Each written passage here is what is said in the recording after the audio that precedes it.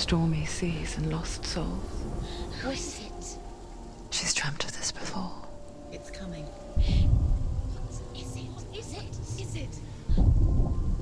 They say dreams are visions of our memories, thoughts and fears, as seen by our inner eye.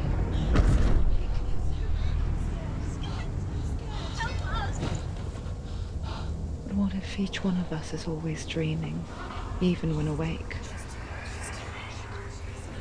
And we only see what our inner eye creates for us.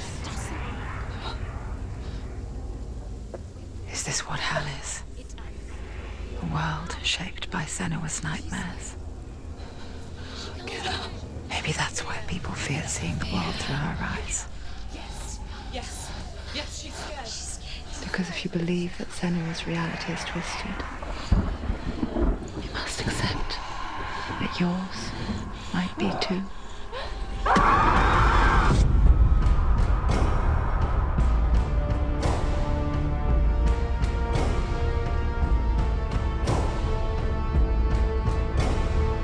Hellblade: Senua's Sacrifice is a video game about Senua, a Celtic warrior on a vision quest into Viking territory. But what sets our hero Senua apart is that she suffers from severe psychotic mental illness. He knows she's getting closer. He can feel her coming closer. She's getting closer. They're watching. The original idea for Hellblade was to create a classic hero's journey, a journey of suffering, but one where the fantasy world is not another planet or alternate universe, but a world that is constructed in Senua's mind. But to do so would mean putting psychotic mental illness at the center of the experience, a subject that is still considered taboo, and a challenge that was both terrifying and exciting in equal measure. In Hellblade, the starting point was a newly discovered Celtic goddess called Senua in Ashwell, Hertfordshire. When first discovered, her name was thought to be Senua, a name which I liked and kept. I wondered if Senua might have been a Celtic warrior like Boudica who stood up to the Romans. While the Romans had conquered all of Europe, there was a group of Celts up in the furthest reaches of the Roman Empire that could not be conquered, the Picts. And so the Romans built a wall, called Hadrian's Wall, that spans across Britain from sea to sea to keep the Pictish barbarians at bay. The Picts were known for their war paint, painted on with woad, and their matted hair clumped with lime. And so Senua would be a barbarian Pict in this image. What's your name? Senua. I haven't seen you before. I don't live home much. Oh, Zeno's daughter. I have to go. Wait. Orkney is off the coast of Scotland and was inhabited by the Picts, steeped in history and mystery, and so I made Orkney Senua's home and set the stage for a crisis. In the late 8th century, the first Vikings landed on the Orkney Islands. The population of the Picts crashed thereafter, replaced by the Norsemen of the 9th century. Were they wiped out? We don't know for sure, but it would seem likely given the reputation of the Vikings. The Northmen's brutality is legendary. High-ranking leaders and chieftains of the tribes they conquered were often offered as sacrifice to their gods. The most brutal of these sacrifices was known as the Blood Eagle. I imagine Senua as a young female warrior who returns home from exile to find her partner, Dillion, brutally sacrificed to a Norse god by these hellish warriors from a faraway land. I imagine the horror of this moment and how it would have dragged her deep into mental torment.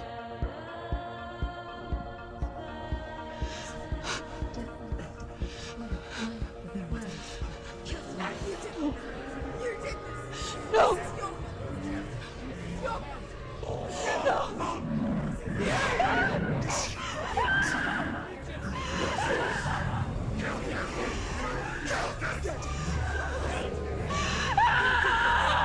I came to learn that the Celts had a sophisticated and nuanced perspective on the nature of mental disorder. One term they used was gelt.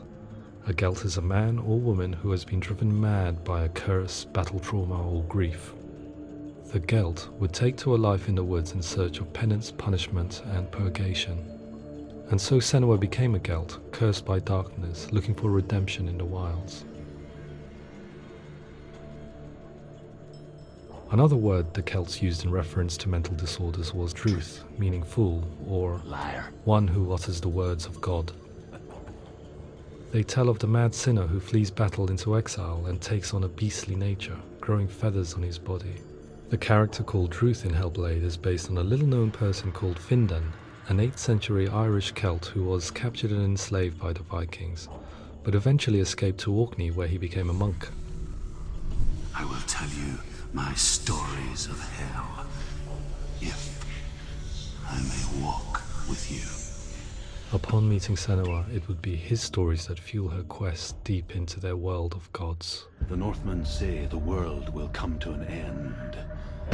The sun will grow black, the earth will sink into the sea, the stars will disappear, fire and water will meet, flames will play against the sky, the heavens and earth and all the world will be burned, all the gods will be dead, and the warriors of Valhalla and people everywhere. Senua, prepare yourself for Ragnarok, for it is nigh. So the stage was set for a new adventure, a journey into the Norse underworld called Hell, a vision quest fueled by madness and myth, a fantasy that was created by Senua's own mind, and one that we would experience through her eyes. This is your mission. This is your quest. There is nothing else left. To make a game about a warrior with psychotic mental illness as its central theme was fraught with danger. Mental illness such as psychosis is still taboo and rarely acknowledged in a century of cinema, never mind the new medium of games. Where it does feature, it often conflates psychosis and psychopathy associated with a lack of empathy. It is unfortunate that these two words sound so similar that they are used interchangeably in media. I must admit that I didn't have to look very far to discover my own ignorance of the subject. So we reached out to Paul Fletcher, psychiatrist and professor of health neuroscience at University of Cambridge. Psychosis is a descriptive term, and it refers to having a loss of contact with objective reality. So it's characterized by two main sets of symptoms. One of them is hallucinations, where somebody experiences perceptions when there is no actual objective thing out there to perceive. You're already dead. Who are you? And the other is delusions, where somebody comes to very often bizarre, unpleasant, frightening beliefs when there's no good evidence in favor of them. There's no doubt about it. The source of the darkness is in Helheim, and the goddess Hela holds his soul there. We reached out to Welcome, a biomedical research charity that spends billions on research and awareness programs aimed at improving health. Mental health hasn't always been presented in the media in a way that is particularly helpful. It can be challenging to engage people with the subject matter, and there are a lot of preconceived ideas about mental health, and particularly schizophrenia and psychosis. So we hope our support allows the team to continue to collaborate with Paul Fletcher and with those who have experience of psychosis to create a game that provides a fresh perspective on the condition and allows audiences to engage with it in a way that just wouldn't be possible in any other medium. What started out as a brief consultation convinced me that we were only scratching the surface of an immensely deep and interesting subject that could enrich and change the very nature of the game. That's cool. Thanks so much for coming here. Pleasure. Thanks. It's really interesting for me. I'd love to be involved. I think it's fascinating. Absolutely. Our understanding of psychosis is still very much a mystery, and ways of treating it are still primitive compared to physical illness. After all, it is easy to see the pain and suffering caused by physical diseases or physical trauma. It is not so easy to see the mental suffering and trauma of severe mental illness.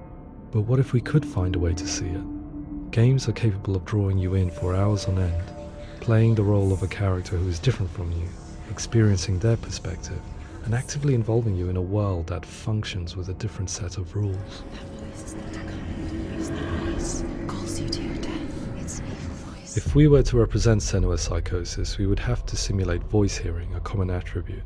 But how can we simulate something we have no first-hand experience of?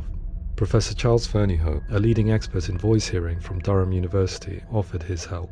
Hearing voices is an experience that is usually associated with severe mental illness, and crucially we know that hearing voices is a part of ordinary life for many people who don't meet the criteria for mental illness. Yeah. Oh, that's not him in real life. We know voices vary according to where they appear in space. Voices can appear far away in the distance, they can appear right there in your ear, they can seem to be coming from inside your head. Based on the information Professor Fernie Ho provided, I put together a sound brief and invited some actors to the studio. We recorded the actors using a binaural microphone, which records the 3D spatial position of sound, replicating the way sound is heard by human ears. It gives you an incredible sense that the person you are listening to is right there beside you. Can't see how she's going.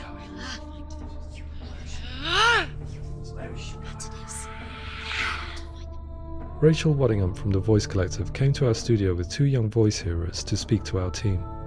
We talked at length about their experiences and they listened to our tests, giving us feedback on how we could improve on it.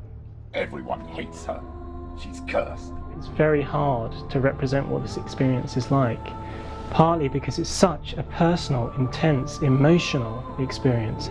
It's testament to how Ninja Theory have been listening to what the researchers are saying, but also crucially listening to the experts by experience. What they've come up with is so compelling. It's by far the best representation I've heard of what these experiences are like.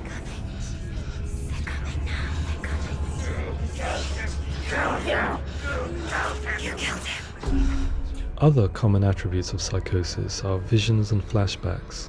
We met with Recovery College East, who work with and care for people recovering from severe mental disorders.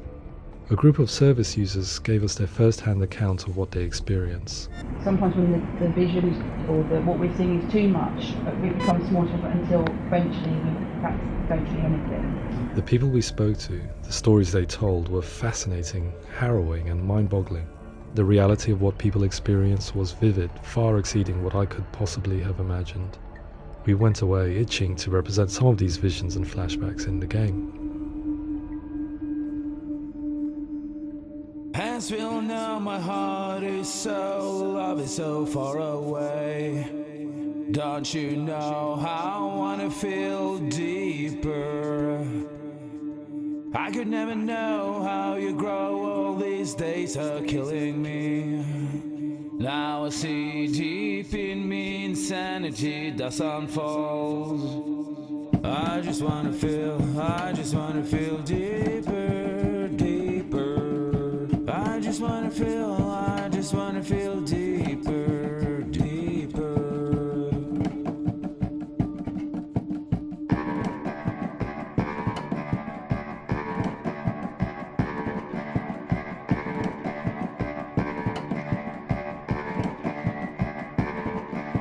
As we all know, my heart is so, love is so far away. Don't you know how I wanna feel deeper? I could never know how you grow, all these days are killing me. Feel like this, read like this, I just wanna live, that's all. I just wanna feel deeper, deeper. I just wanna feel deeper, deeper.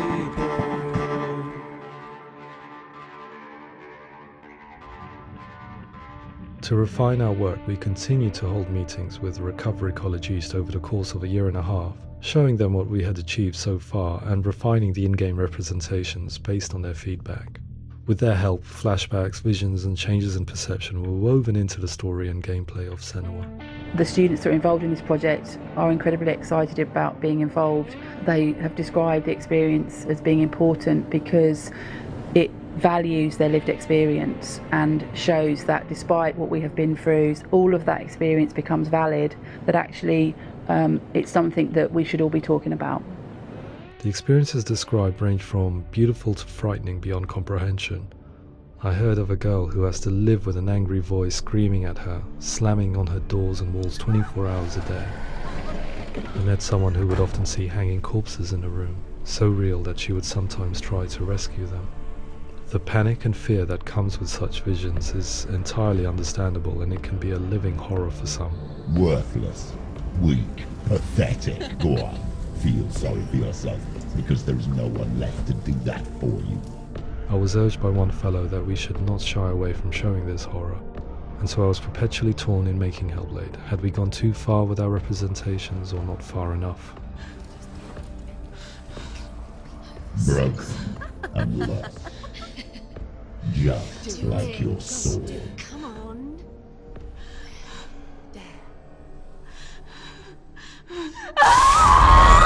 In some ways, voice hearing and visions were the low-hanging fruit, so to speak. There's another aspect of psychosis that is much harder to explain, but one that I think video games are uniquely able to represent, which are often called delusions. People begin to see patterns in the world. They begin to link things that most people wouldn't link. Most of the things that we might think would be coincidence or, not worth commenting on. Nevertheless, that might have a particular salience or importance for them. One individual described how everyday words, sounds, colours and objects were steeped in meaning to him, forming a strange and sinister puzzle that he was determined to solve but could not quite get to the bottom of. It's not just brain dysfunction, it's not like the system shut down. It's actually an incredibly creative process. The person creates a world populated with voices and phantasms and terrors, and they're completely immersed in it. They believe in it.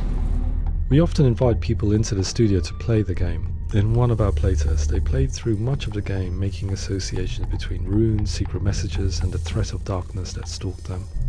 There are many things that happen in the world of Hellblade that make perfect sense within the context of Senua's mind. The dark rot that's killing her slowly from within, the secret runes of the gods that block her path to Helheim, and strange associations that exist in the game to confuse you. To complete Senua's quest, you have to internalize and accept the logic and meaning behind these things to progress. Afterwards, they said that they didn't see much evidence of mental illness in the game. People with delusions of all sorts would argue the same thing, that they are not aware of their experience being abnormal in any way. I need this sword. It's important. Representing perception changes and thinking patterns within Hellblade gives us a set of symptoms common in psychosis. But people with lived experience were keen to emphasize another point, that it is wrong to define a person by their symptoms. Quite often, the illness comes not from the symptoms, but from the stigma, isolation and mistreatment that comes about from the rest of society.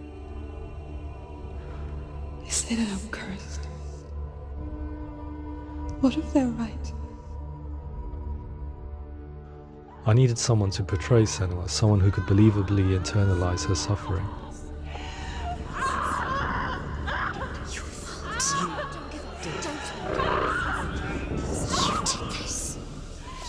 Melina Jurgens, our video editor, had been a stand-in for Senua over a few months while we perfected our motion capture techniques. Without realizing it, she had already auditioned for the role, and I knew her well enough to know that I didn't have to teach her to act, but to relive her own internal pain. As often is the case, those who have suffered mental anguish are never far from us.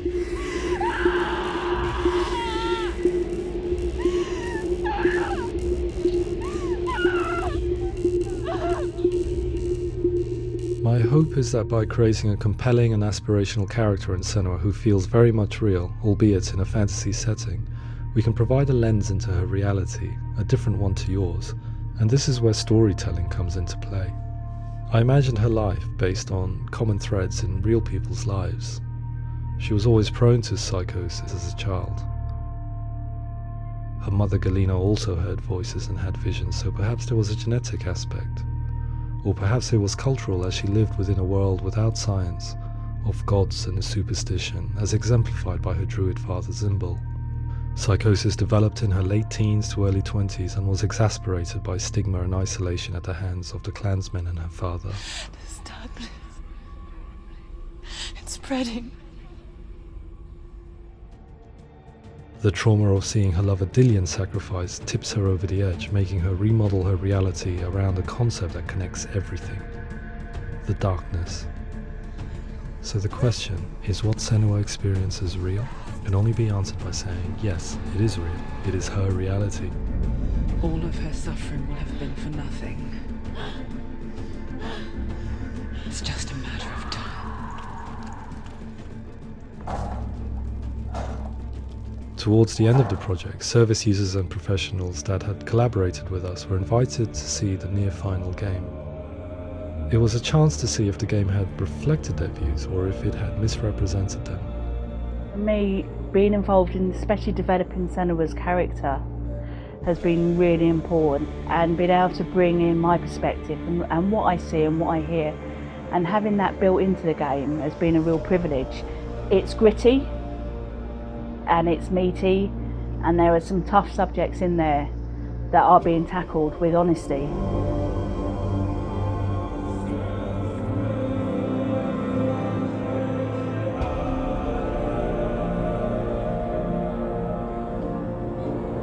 I was blown away by it today, absolutely blown away. It was just fantastic to get the opportunity to use our lived experience in a very creative way. There's nothing tokenistic about the work we've put in. It feels like we've been listened to, things have been taken on board, and I think there was a lot of realism in the game itself, and it feels very authentic.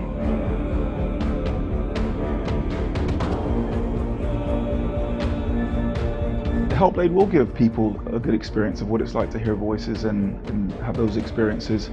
I'm glad that the guys at Ninja Theory kind of asked us to come along and help them build an experience that's positive when it comes out, and get myself a copy and have a go.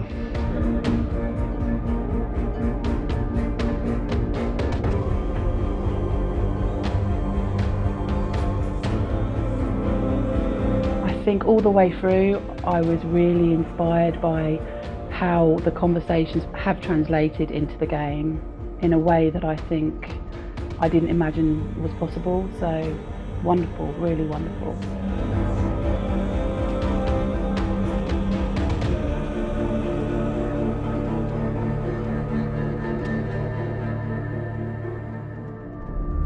I really hope that others will follow the lead they've set and use the power of something like a video game to change people's perceptions, to increase understanding, and ultimately to make some of the stigma around voice hearing and other experiences go away.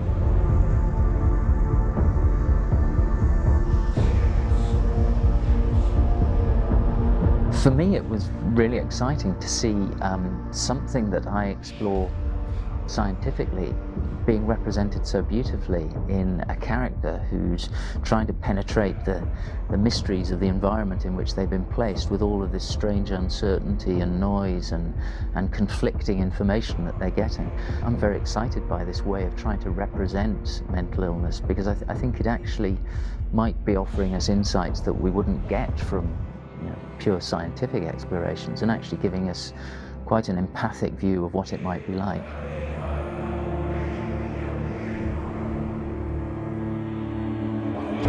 Mental illness has been with us for as long as we have been on this planet, but why? Why hasn't evolution stamped out this weakness from within our gene pool? I often pondered this question until I realized that the question had an inbuilt flaw. It assumes that being and thinking differently is a weakness. The only reason we have computers, spacecraft, medicine, poetry, art, and yes, even video games is because individuals are able to simulate new abstract realities in their minds and share them with the rest of us. We need people to be willing to see differently in order for us to progress and survive as society. And we need to be open to these new ways of seeing. And it is this spirit that motivated me to create Senua's story and share it with you.